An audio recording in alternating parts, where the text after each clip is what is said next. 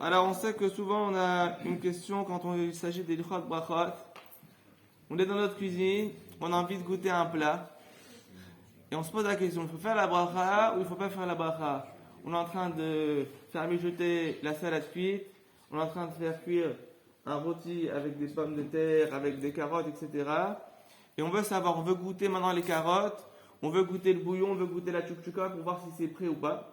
Et la question est, est-ce qu'on va faire la bénédiction ou pas avant? Ça peut être aussi un autre cas. On a dans notre frigidaire des yaourts. La date de péremption, elle est passée depuis une semaine. Mais le fromage, il a l'air totalement bon. On s'est dit, c'est quoi? Avant de consommer, je vais goûter. Est-ce que quand on goûte, il faut faire la bracha avant ou pas? D'accord? Alors l'histoire, elle est ainsi. On sait que Shaoul, il a fait des guerres contre les Philistins. C'est pas les mêmes Philistins d'aujourd'hui, c'est pas les mêmes Palestiniens, c'est les autres, c'est les vrais. Ceux de Shaoul, c'est les vrais, aujourd'hui c'est des faux. Et voilà que ils étaient pires, je sais pas. Aujourd'hui, bien sûr. Bien sûr, bien sûr. Exact. Alors écoutez. Et du coup, qu'est-ce qui se passe? Shaoul, il a décrété un jour de jeûne à tous les soldats. Il a dit aujourd'hui, tant qu'on n'a pas fini le combat, personne ne mange. Et voilà que Jonathan, son fils, il était extrêmement fatigué, il était en train de combattre, il s'est arrêté à un endroit où il y avait plein de ruches d'abeilles. Et je dit, tu sais quoi, il était en crise d'hypoglycémie, encore un peu, il voyait plus rien, il allait s'évanouir. Il a pris son bâton, il a rentré dans la ruche, il l'a mis dans la bouche, et c'est écrit qu'il a revu. Il a retrouvé ses forces, il a retrouvé la vue, il a repris des forces. Et là, Shaoul, il a eu un problème. C'est quoi? Il a dit, tout celui qui mange, il va mourir. Et du coup, qu'est-ce qui se passe? Son fils, il a mangé. Alors, qu'est-ce qu'on fait maintenant? On donne une dérogation? C'est le fils du roi, on l'exemple de la mort. On ne peut pas faire ça. Donc, Shaoul, pour lui, c'était sûr, il faut que Jonathan, qui était chef de guerre, il faut le tuer. Les soldats ont dit non, on ne va pas le tuer. Maintenant, quel argument ils ont donné les soldats pour que Jonathan il soit sauvé? Eh bien, ils ont donné exactement ça. Il a goûté, il n'a pas mangé. Comme ça, ils disent dans la Gemara. Il y a une différence entre manger et goûter. Lorsque Jonathan, il a mangé du miel, il n'a pas mangé du miel. Il était conscient, d'accord? C'est-à-dire que il a mis dans la bouche et éventuellement il a avalé un petit peu, mais c'est pas considéré une consommation, c'est considéré juste qu'il a goûté.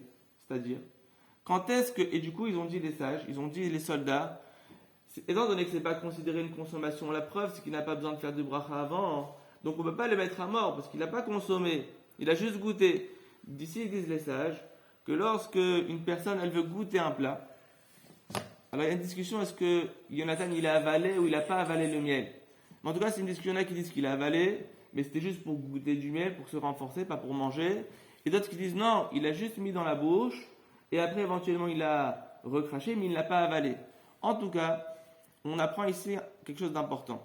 C'est que lorsqu'on veut goûter un plat, quand les sages ils ont dit il faut faire une bénédiction sur les aliments qu'on consomme, c'est les aliments qu'on consomme, mais quand on veut goûter un plat gustativement pour voir s'il est prêt, s'il faut rajouter des épices, d'accord, ou s'il est déjà prêt à être consommé, là on ne fera pas de bénédiction avant. Quand est-ce qu'on va faire une bénédiction?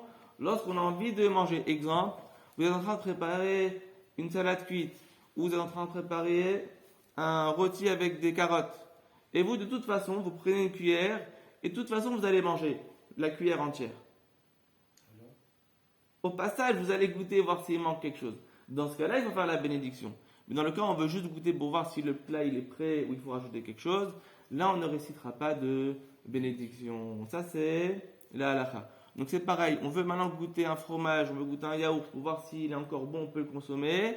Est-ce qu'on fait une bénédiction avant? Non. Tout d'abord, on goûte pour voir si c'est consommable.